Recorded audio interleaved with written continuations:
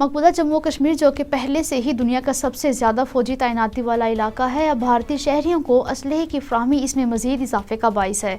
مقبوضہ جموں و کشمیر روئے زمین پر سب سے بڑی کھلی جیل کے طور پر جانا جاتا ہے۔ بھارت یہاں تعینات اپنی افواج کو کشمیری عوام کی پرامن جدوجہد آزادی سے پرتشدد طریقے سے نمٹنے کے لیے ہتھیار کے طور پر استعمال کر رہا ہے۔ بھارت اپنی مسلسل ناکامیوں کو چھپانے کے لیے پاکستان کی حمایت یافتہ مسلح مزاحمت کی بیان بازی کی پالیسی کا سہارا لے رہا ہے۔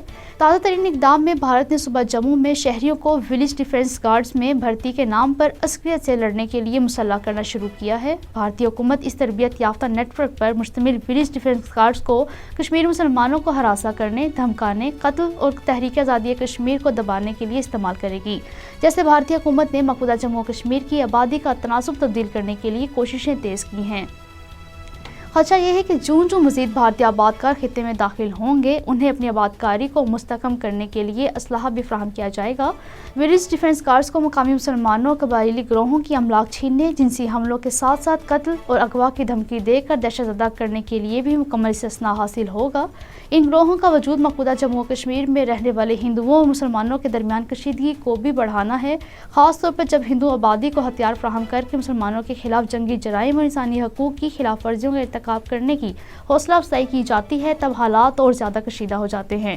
دوسری جانب کینیڈا میں نیو ڈیموکریٹک پارٹی کے رہنما جگمیت سنگھ نے کینیڈین وزیر اعظم جسٹن ٹروڈو سے کہا ہے کہ وہ مقبوضہ جموں و کشمیر اور بھارتی پنجاب کے چنڈی گڑھ میں G20 سربراہی اجلاسوں کا بائیکاٹ کریں۔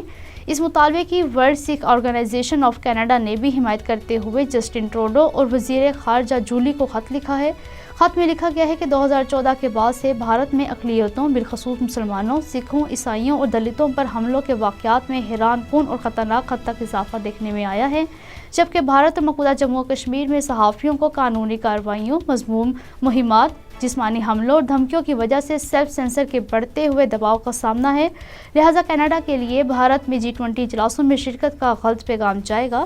G20 اجلاس کا انعقاد ایک سوچی سمجھی سازش ہے، جس کا مقصد مقبوضہ جموں و کشمیر میں بھارتی فوجیوں کے ہاتھوں بڑے پیمانے پر ڈھائے جانے والے مظالم سے بین الاقوامی توجہ ہٹا کر عالمی برادری کو حقیقی صورتحال سے متعلق گمراہ کرنا ہے۔